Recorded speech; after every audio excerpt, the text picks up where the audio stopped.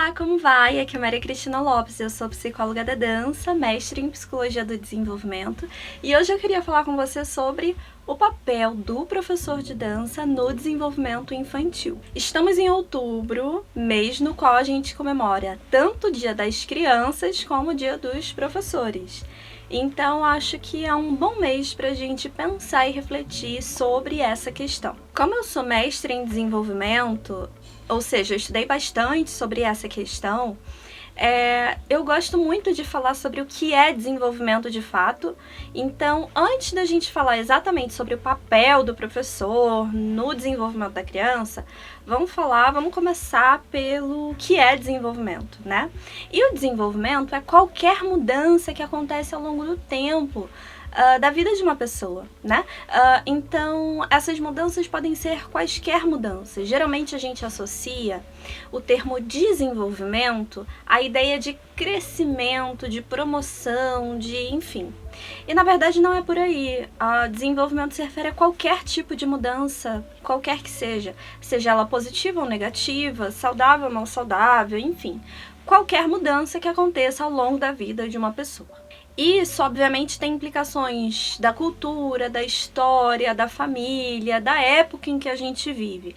Então, estudar, por exemplo, o desenvolvimento nos anos 2000 é diferente de estudar desenvolvimento nos anos 2020, né? Assim como é diferente a gente estudar o desenvolvimento se a gente está falando de outras épocas, de 1900 e sei lá quanto, 1800, enfim, e até antes, né? Então, o desenvolvimento, ele tem um recorte claro da cultura, do estilo de vida das pessoas de uma determinada região, numa determinada época, dos estímulos que ela recebe da sua família, enfim. Então, o desenvolvimento não se refere só ao crescimento evidente que acontece na vida de uma pessoa. Por exemplo, uma criança, ela claramente tem mudanças a nível físico, né?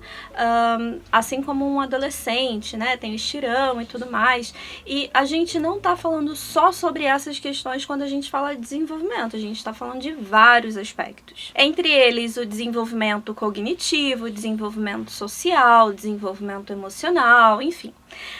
Isso fica claro para um professor, né, quando ele lida com várias faixas etárias diferentes. As aulas precisam ser diferentes, porque cada uma tem um nível de atenção, tem uma organização diferente, né, precisa de um apoio maior ou menor. Então, para o professor que já lida com várias faixas etárias, é muito evidente, né, essas diferenças. E é justamente sobre isso que a gente fala quando a gente está se referindo a desenvolvimento humano. E por que falar sobre a criança e não sobre o jovem, o adulto, enfim? Bom, além de ser outubro e a gente ter o Dia das Crianças, que é um motivo especial para a gente falar sobre esse assunto, a gente também fala muito sobre a criança quando o tema é desenvolvimento, porque a criança está mais suscetível a essas mudanças. Isso acontece por vários motivos, né?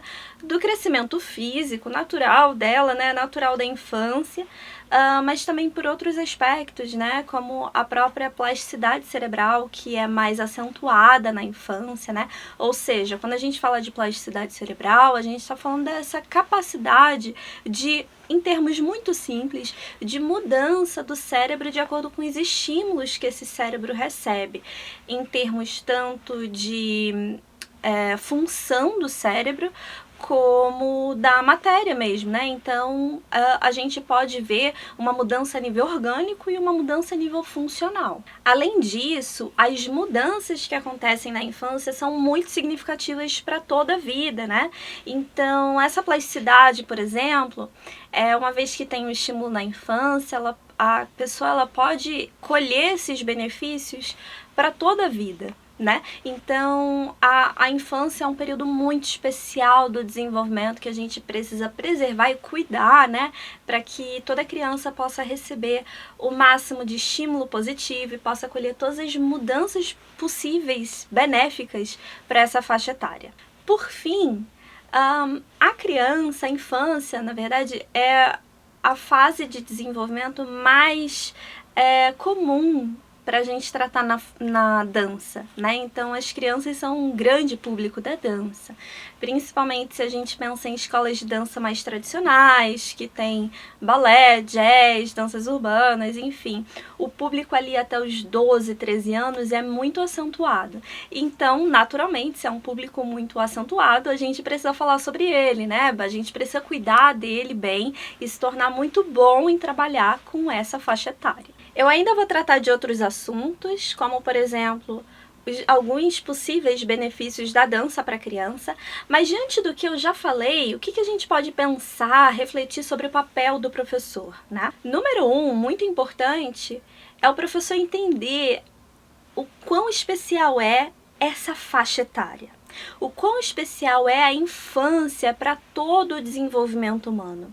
O professor entender que ele está tratando de um momento especial, né? Como se fosse uma joia ali que ele está tentando lapidar e oferecer o máximo de estímulo possível para que essa pessoa se desenvolva bem ao longo de toda a vida. Então, um ponto especial aqui sobre o papel do professor de dança para o desenvolvimento infantil é ele entender o quão especial é a infância. Eu tô falando aqui muito de estímulo, né? Como que a gente pode estimular a infância, né? Essa criança, para que ela possa colher o máximo de mudanças positivas e saudáveis e tudo mais. E é muito interessante a gente pensar sobre esses estímulos por uma perspectiva global, né? Então, qualquer estímulo que vai afetar a infância, aquela criança, ela vai afetar de uma forma global. Então, por exemplo, ao aprender matemática, aquele aluno não vai aprender só matemática, não vai aprender só somar, dividir, ele vai trabalhar várias questões, por exemplo, organização, planejamento, atenção, memorização e tantos outros aspectos que ele vai ir trabalhando enquanto ele aprende matemática. Então, enquanto ele aprende matemática, ele também é estimulado em várias outras questões. Então, em resumo, qualquer estímulo que afeta o ser humano vai afetá-lo de forma global. A gente precisa compreender o ser humano por essa perspectiva global, que na psicologia a gente chama de biopsicossocial. A gente entende que o ser humano tem o seu aspecto biológico, né, o corpo físico, psicológico, então o biopsico se refere a psicológico, né, as questões psicológicas, a mente daquela pessoa, e o social, o que está em seu entorno, as pessoas que estão ali, a própria cultura, a arte, enfim, e todos esses aspectos que se referem ao social. Então, tudo que afeta aquela pessoa afeta de forma global. O papel do professor nesse sentido também é entender que a dança vai afetar aquela pessoa em tudo. A pessoa que está ali dançando, ela não vai aprender só técnica, só dança, só coreografia. Ela vai aprender tantas coisas que vão afetá-la em sua totalidade para o resto da vida. Então, apesar disso trazer uma carga, né, um peso muito grande para o professor, isso também oferece muitas possibilidades de trabalho, porque ele vai entender o quanto a sua aula vai afetar aquela pessoa. E ele vai tentando entender como que ele pode ajudá-lo mais e, enfim, abre-se uma porta, né, uma imensa porta, uma janela de oportunidades para o trabalho do professor de dança. A partir dessas ideias que eu trouxe, a gente pode pensar que o professor de dança é um grande conhecedor de dança, de arte, de técnica, de cultura, de coreografia, de música, enfim. Isso é muito importante, né? É o seu papel principal, mas apesar dele precisar ser um excelente conhecedor de dança, ele também, um segundo papel dele é ser um grande conhecedor do ser humano.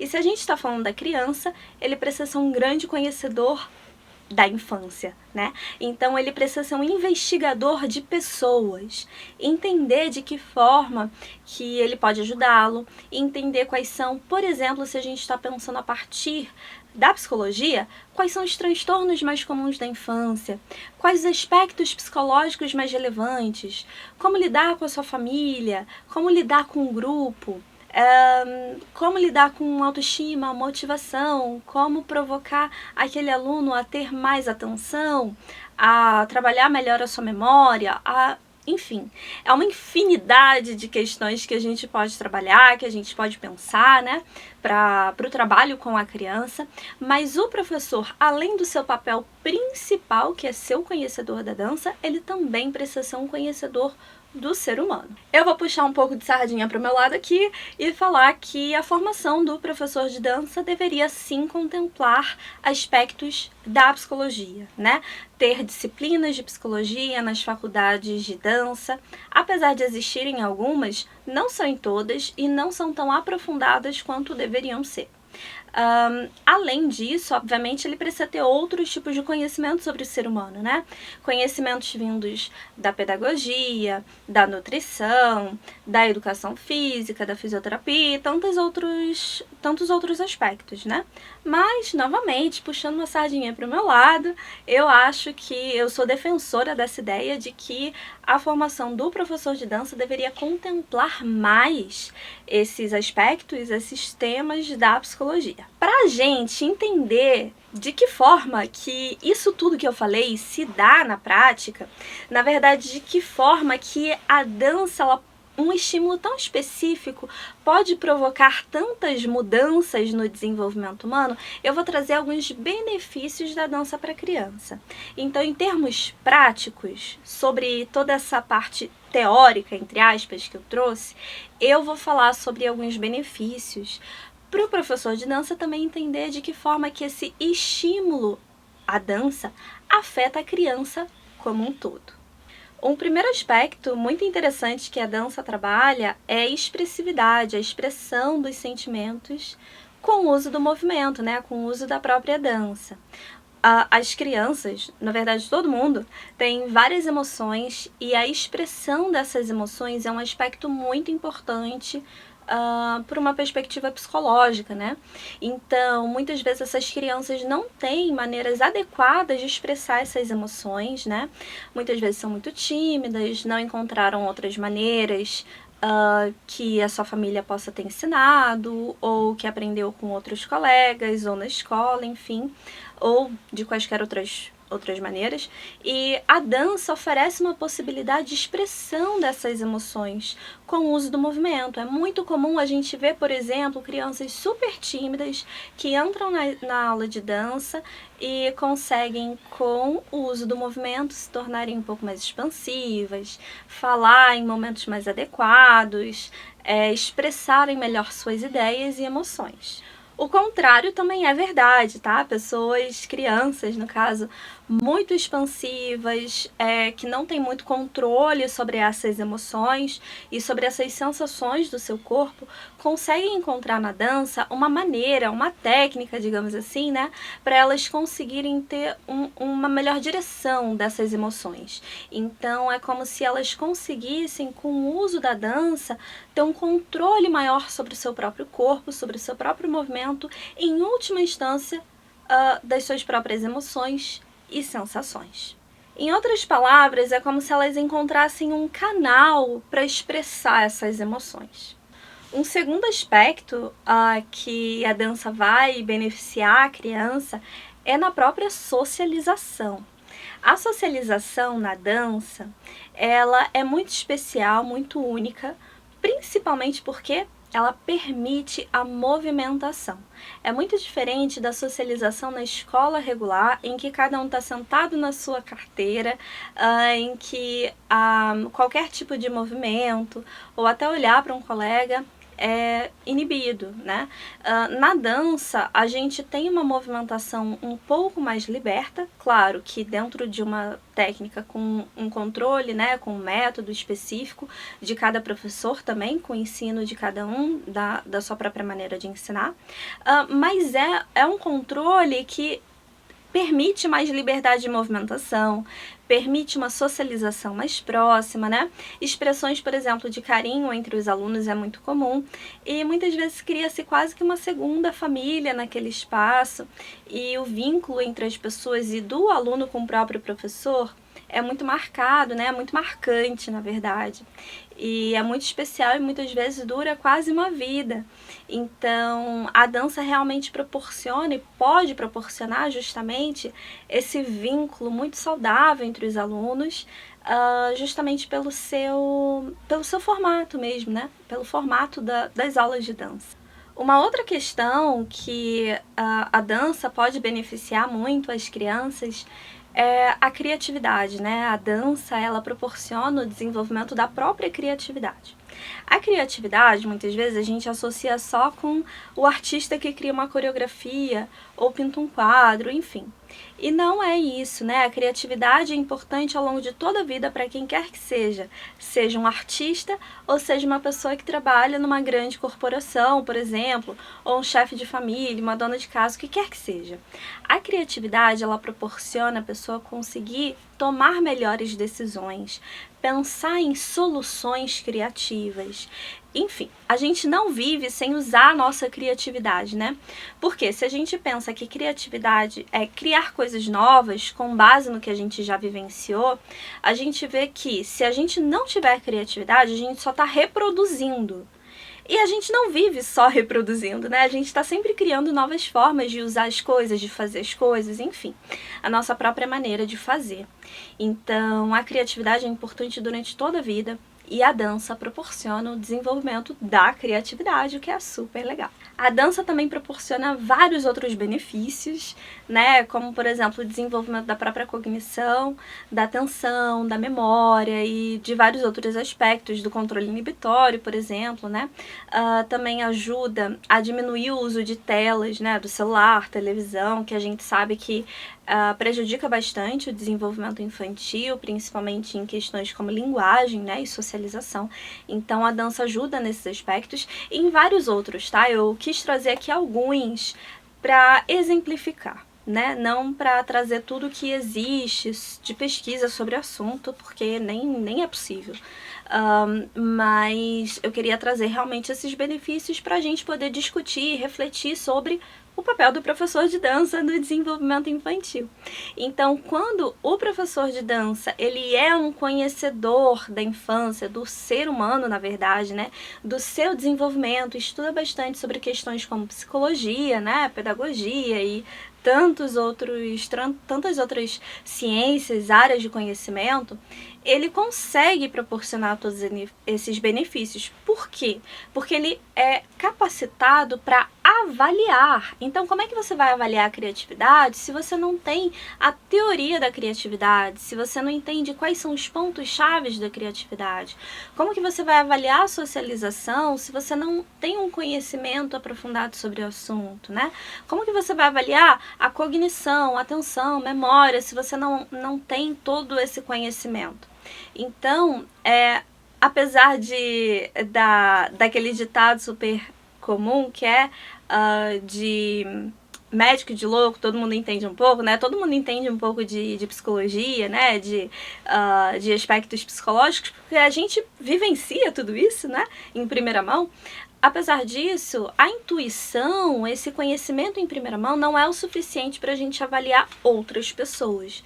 Então, conhecer, estudar, entender do ser humano, da infância e de todo o desenvolvimento humano, na verdade, é extremamente fundamental para o professor se capacitar para avaliar e atuar nisso, né, para conseguir proporcionar todos esses benefícios e outros mais, né, que a dança pode proporcionar para a pessoa. Então, como psicóloga da dança, como mestre em desenvolvimento, a minha resposta para qual é o papel do professor de dança é a seguinte: o papel principal do professor de dança é ser um conhecedor de dança, mas um segundo papel do professor é ser um conhecedor do ser humano, para ele conseguir educar com qualidade e proporcionar todos os benefícios possíveis para a pessoa e conseguir realmente atuar no desenvolvimento humano.